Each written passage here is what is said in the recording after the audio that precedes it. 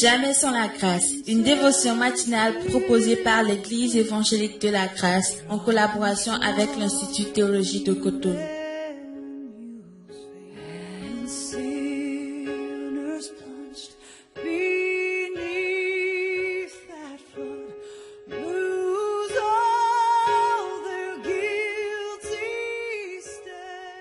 Bonjour à vous tous, Horatio pour l'émission Jamais sans la grâce. Prions.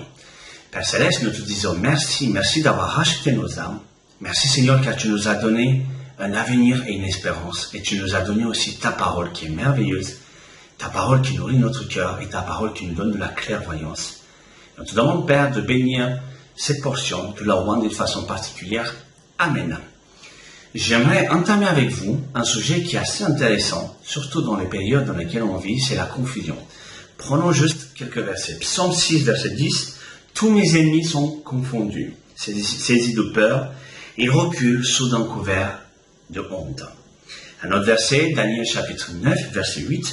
Seigneur, à nous la confusion, à nos rois, à nos chefs, à nos pères, parce que nous avons péché contre toi.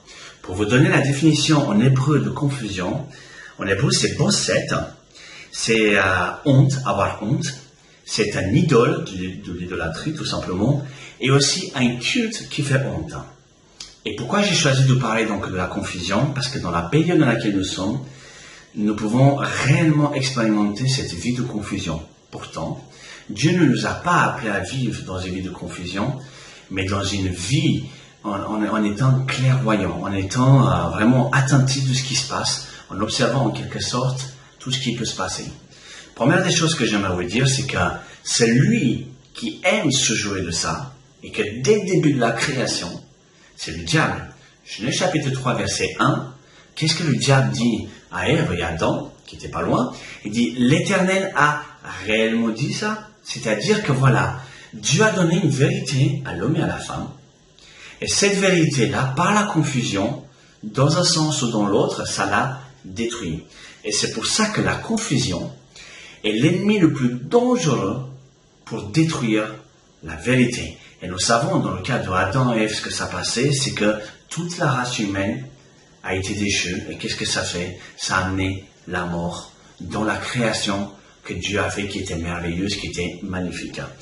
Mais ce que j'aimerais aussi vous dire par-dessus tout, c'est que la confusion stoppe net même celui qui est le plus zélé dans la vie chrétienne. Mais c'est normal. Prenons un exemple.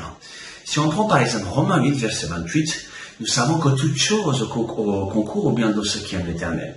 Et s'il y a un malheur qui nous arrive, s'il y a une difficulté qui arrive dans notre vie, qu'est-ce qui se passe? Ça mène la place à la confusion. Et là, on va dire quoi? Mais attends Seigneur, on est comme j'ai dit en Juge chapitre 6, Seigneur, si tu es avec nous, si tu es si bon, si tu nous protèges, si nous sommes tes enfants, pourquoi il y a tous ces malheurs qui arrivent? Et qu'est-ce que ça fait? Ça veut dire que aussi zélé qu'on peut être dans notre foi, pour servir le Seigneur, pour servir l'Église, pour toutes ces choses, dès qu'il y a la confusion qui arrive, ça nous stoppe net. Et c'est pour ça que la confusion est l'ennemi le plus dévastateur de la vérité. Mais Dieu nous a donné sa vérité. Jean chapitre 1, verset 1, au commencement était Logos, la parole. La parole était avec Dieu, la parole est Dieu. Elle est venue pleine de grâce et de vérité. Pour contrer cette confusion qui peut régner parfois dans nos vies, élevons la parole de Dieu. Regardez un autre verset, c'est Jean 8, verset 32. Et vous connaîtrez la vérité, et la vérité vous rendra libre, y compris de la confusion. Psaume 119, verset 5. Ta parole, Seigneur, est une lampe à mes pieds, une lumière sur mon sentier. Ça veut dire quoi? Ça veut dire que pour chasser cette confusion qui peut régner parfois dans nos pensées, parfois dans nos vies, parfois dans notre entourage et surtout ce qui se passe dans le monde, la seule chose, c'est d'élever la parole, c'est d'élever Jésus-Christ. Et quand on enlève Jésus-Christ, il n'y a pas de place à la confusion, parce que comme je disais au chapitre 1, la parole est venue pleine de grâce et de vérité. Donc si on ne veut pas que la vérité soit détruite dans notre vie, élevons-la.